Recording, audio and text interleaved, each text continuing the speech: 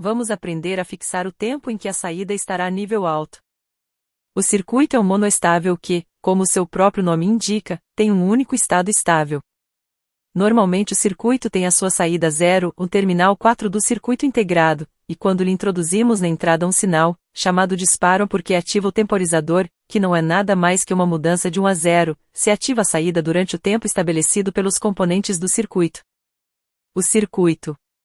Você poderá perceber melhor a utilidade do circuito quando queira ativar algum outro circuito durante um tempo determinado. Não se obtém grande precisão, mas podem conseguir-se tempos que vão desde os microsegundos até algumas dezenas de segundos. No esquema vemos que, para dispará-lo, se utiliza a tecla P1, em série com o resistor R1. Desta forma, quando a tecla está aberta através do resistor R1, a porta, U1A, tem a entrada do terminal, 1, conectada ao negativo da alimentação, motivo pelo qual não se dispara.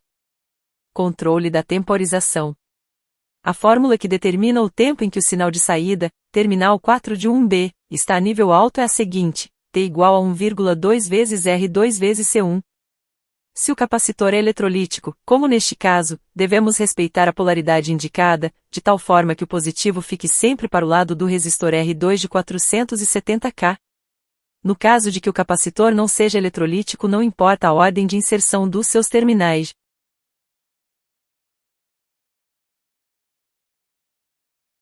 Colocação em funcionamento.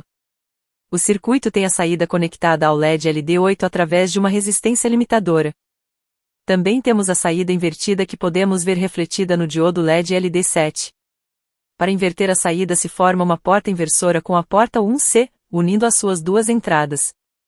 Com os componentes do circuito, e substituindo nele podemos obter uma temporização de uns 12 segundos.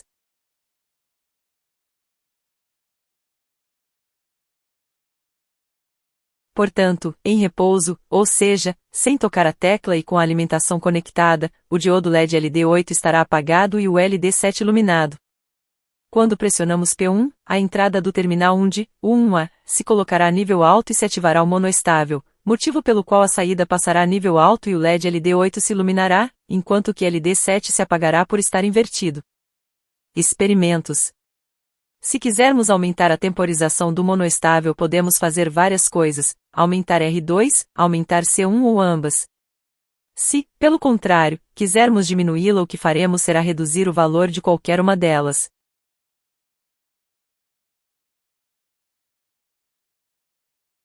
Este efeito pode ser visto de forma teórica sobre a própria fórmula.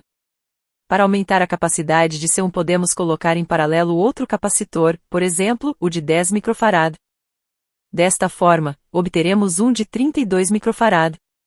Se colocarmos componentes de forma que o tempo seja muito pequeno, milissegundos ou menos, parecerá que os diodos LED estão sempre iluminados, já que o olho humano não é capaz de captar variações tão rápidas.